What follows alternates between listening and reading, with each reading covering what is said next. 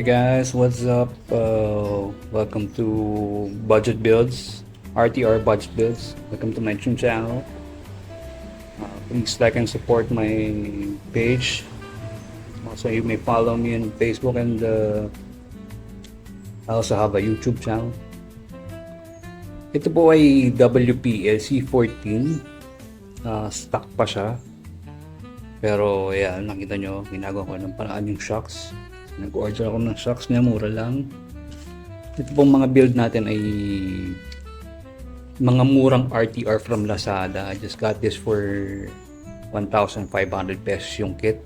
Pwera po yung mugs na beadlock. This is 1.3 beadlock.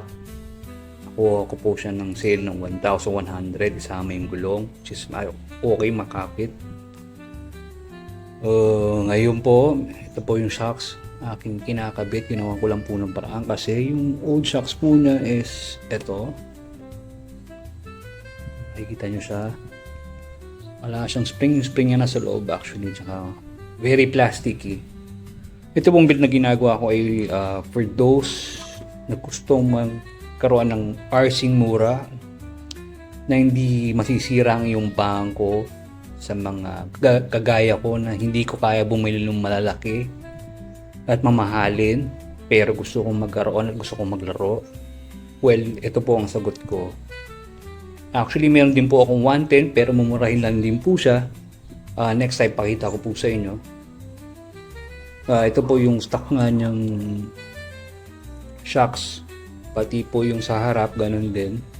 Just later on, pakita ko sa inyo paano pinalitan and minodify. Kasi nakastock po yung 4-link niya sa likod. Which is actually tinanggal ko to tapos pinutol ko yun para pumasok yung isang shocks. Pumasok to.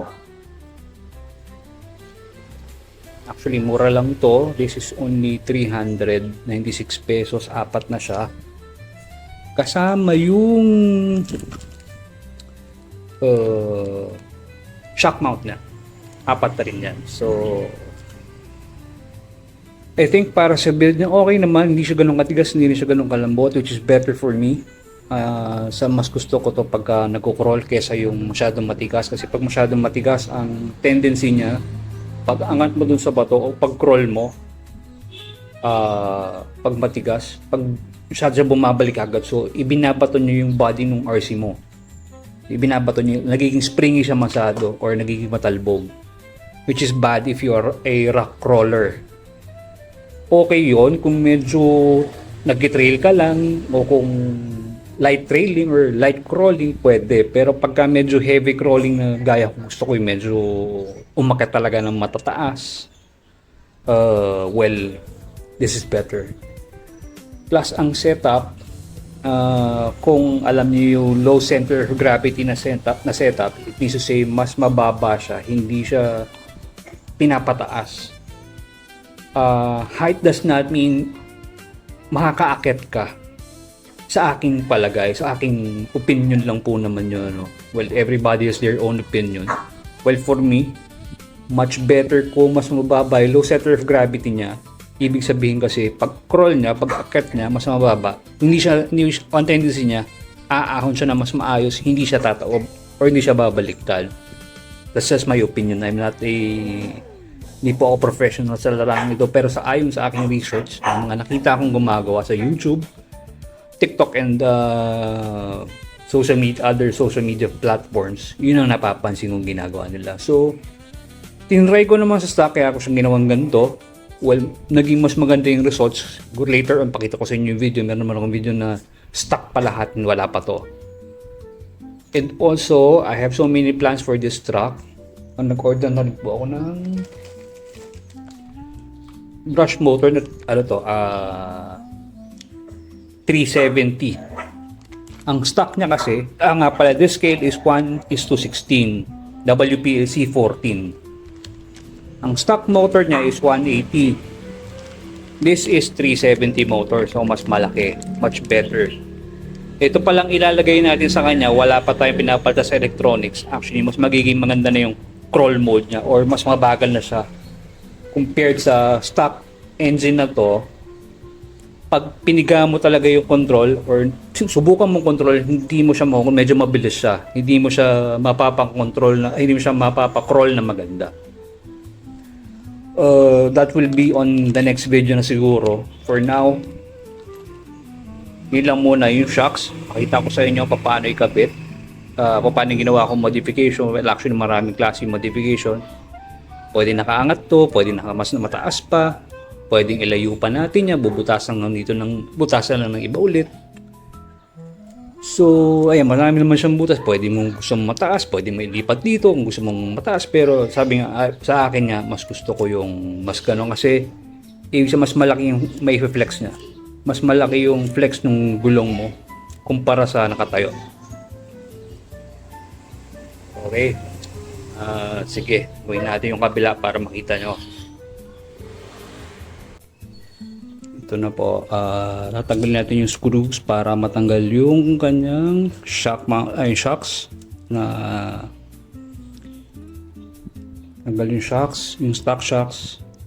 Tanggal lang po yung dalawang screw, isa sa baba, isa sa taas, dito sa likod. Kasi nga sineta po siya ng ganyan.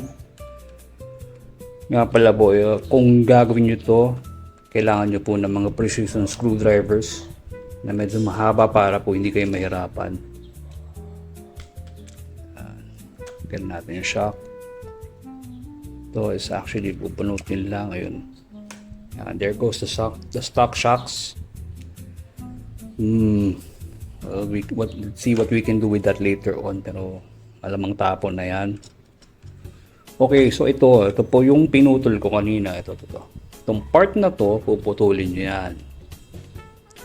Well, of course, ang totohanan, kaya ako po pinutol to para pumasok yung isang shock. Kasi pagka hindi siya papasok, kailangan nandito siya.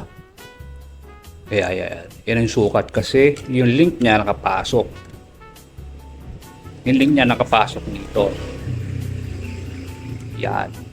Kasi ito nakaganon. Masyadong malayo pag nandito siya manggagaling. So dapat nandito siya. So kinat ko to ng kaunti. Honestly, bago ko siya i-cut, sinukat ko siya kanina kung may thread pa sa loob para sigurado ko. Kasi baka mamaya pagputol ko wala palang thread, patay ako doon. Pero meron. Ginamit kong pang sukat lang is actually mahabang tornilyo. M2.5 ata ang sukat nun, if I'm not mistaken. By 6 or by 5. Pero pumasok naman siya, so wala akong problema. Kaya nung pinutol ko siya, mayroon pa rin siyang thread sa loob na natira na pag nagkakapitan ng tornilyo. So, cut na natin para makita nyo pa paano kung kinat. Nag-mark muna ako ng cutter. Medyo hiniwa ko ng konti.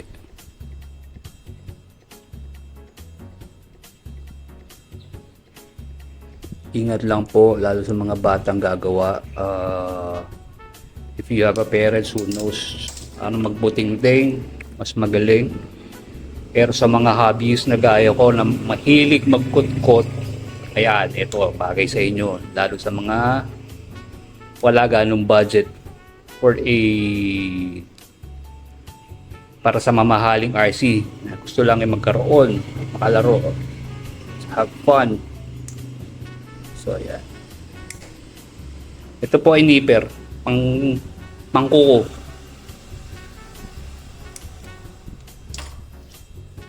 Ayan. So, cut na siya. Ayan. Sukatin natin kuha tayong tornilyo. Yung shocks po pala may kasama ng tornilyo. Mahahaba kung kailangan nyo. May hindi siyang maiksi. Depende sa inyo kung anong gusto nyo gamitin. Tapos, ito po pala. Actually, ginamitan ko ng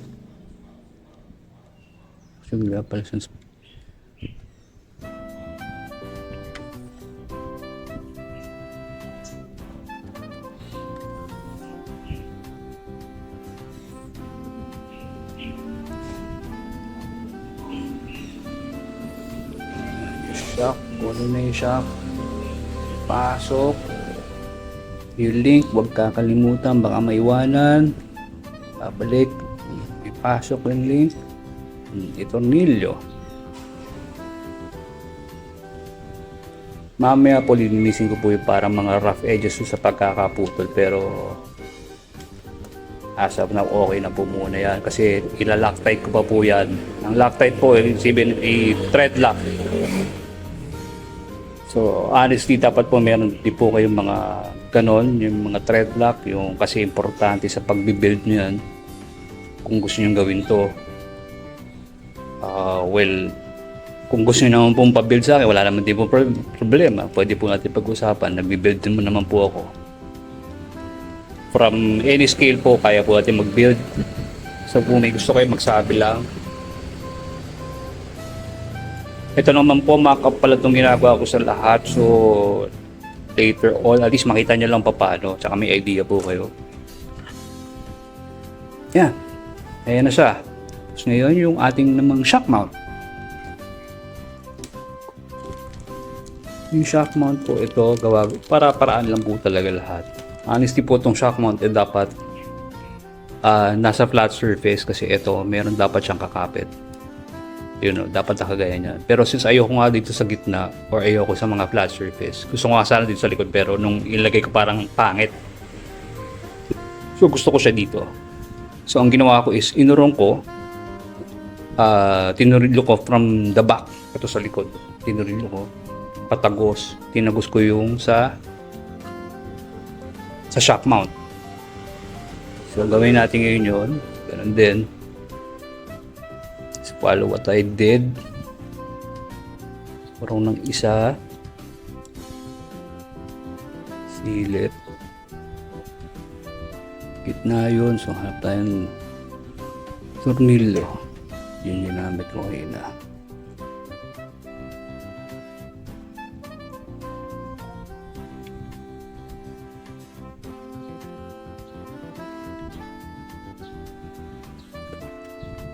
Ito pong pagbibuild kailangan talaga meron kayong pasensya at hindi naman po kailangan sobrang skill na kailangan, pero kailangan po talaga diskarte.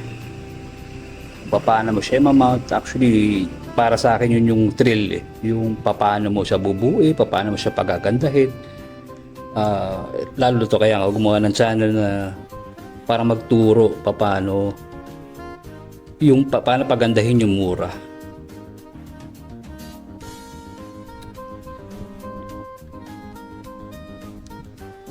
Marami po talaga nagbi-build ng mga pro na mamahalin yung mga gamit, which is actually hindi ko talaga afford kahit pilitin ko. Ayaw ng tornilyo, ibahin natin. Testing muna. Minsan po talaga merong ayaw pumasok ng tornilyo, matigas ang ulo.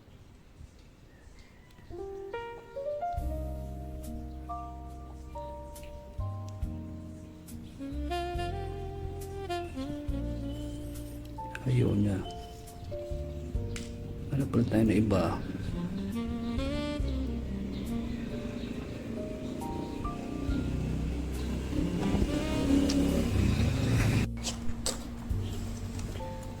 Yan, nakabit na po natin siya. So, that's it. Yan, i-mount up mo natin yung shock screw na. Ito dito.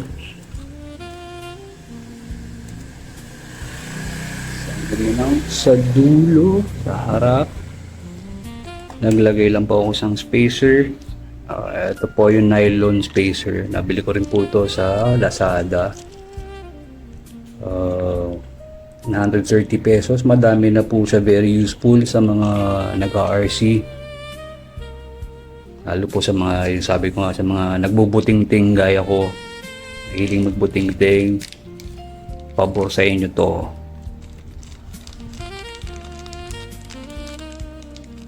Tornilyo ulit. Kuha po ulit tayo.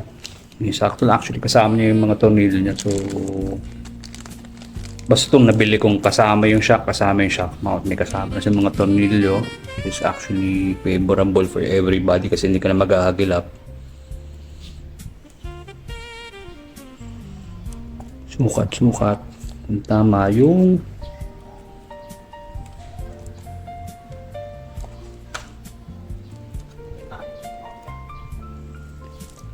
pasok ang tornilyo yung spacer at tornilyo.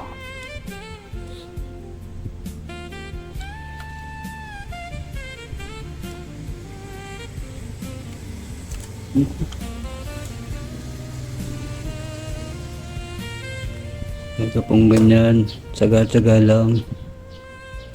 Lalagay kong spacer. Hirap ikabit. I-video ko mag-isa.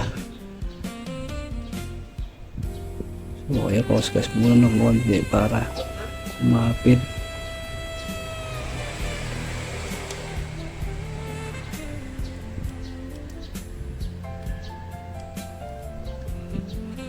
Kumapit.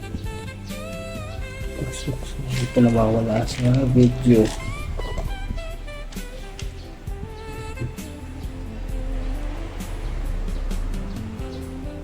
Yan. There's our shock mount. Ayan, nakamount na siya. Tama ba yung magkakabit natin parehas ba? Okay, parehas. Tingnan ng play.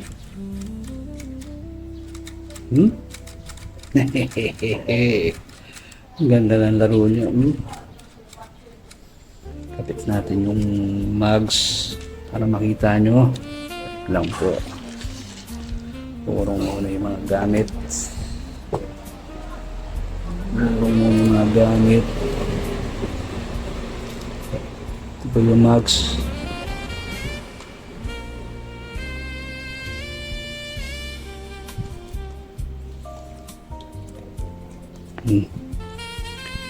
Meron po pala itong spacer. Actually.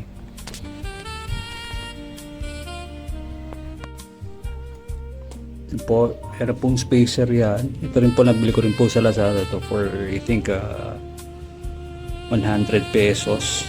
Kasi ito po ay 7mm yung loob na hex. Ito po ay 5mm. So kailangan nyo ma-convert para makapagkabit ka ng ibang size ng rims and tires.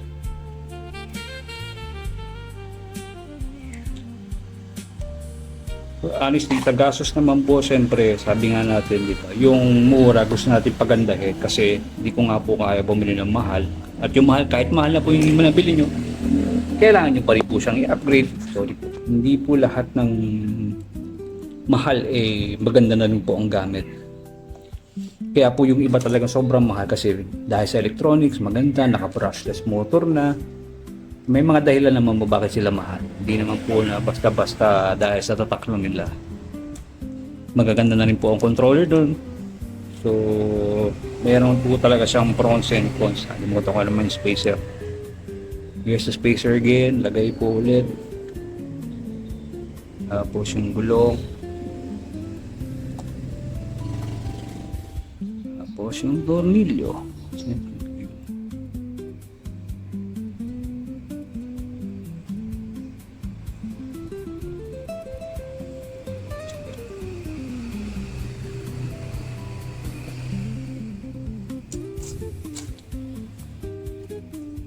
Yan daw, very nice. So happy.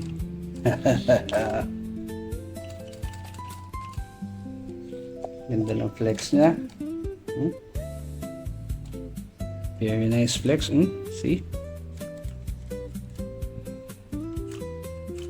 More capable now really flexing. And then stick point natin ibalik yung cab later on. Tingin ko kasya sa meron po talagang cab yan. Nakakabit siya dito. Tingnan natin kung tama or hindi na. Oh, pasok sa banga, pwede. Still nice. And look at that flex, kaya lang tama.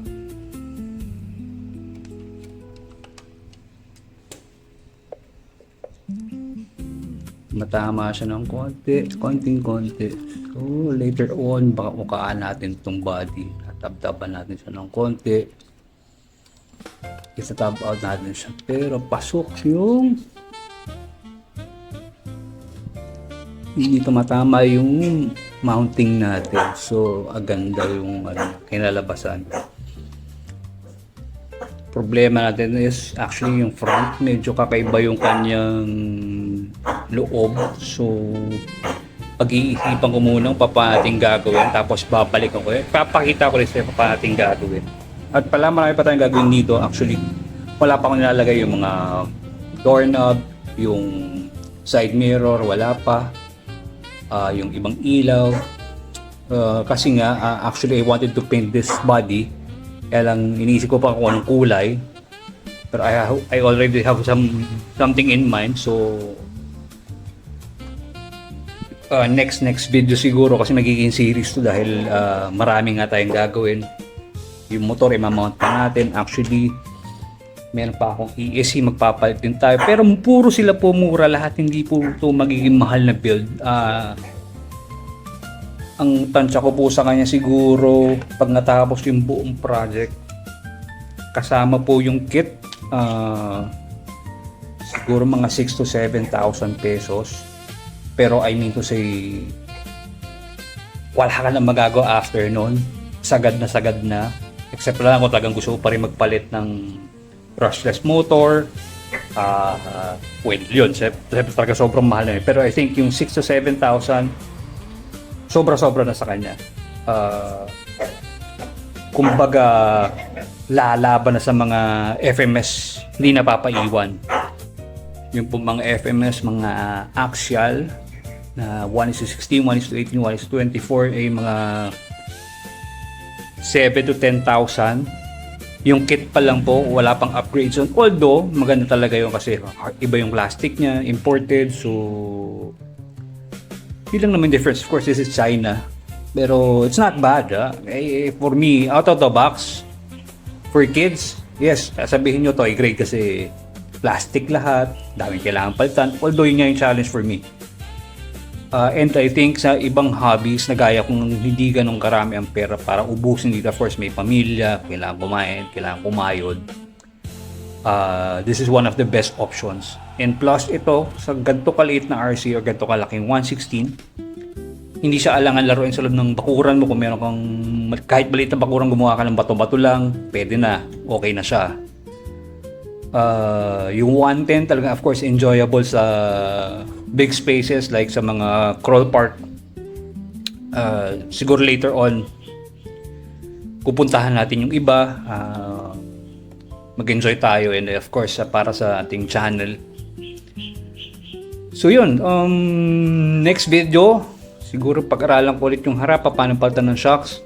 And actually, kung gusto niyo makita paano gumawa ng beadlock, paano magano, pero although marami na to sa YouTube, so panoorin niyo lang iba. Pero if you want, or may request ko yung ibang makitang gusto niyo gawin, or may gusto ko yung may tanong kayo about sa mga builds, paano, or anything na RC related, let's see, and I will try to answer it. Hindi po ako ganun ka-eksperto. Pero naglalaro na po ako since nung 90s pa, natigil lang po. Bata pa po ako, naglalaro na po ako. Tamiya pa po noon, saka Kyosho. Di pa po ganun karami yung truck. Actually, isa lang po ang truck noon. Ang truck po noon talaga is Boye sa Marcos Highway, or ang ibang truck sa Mega Mall, yung mga panahon pa ni Richard Gomez, naglalaro siya.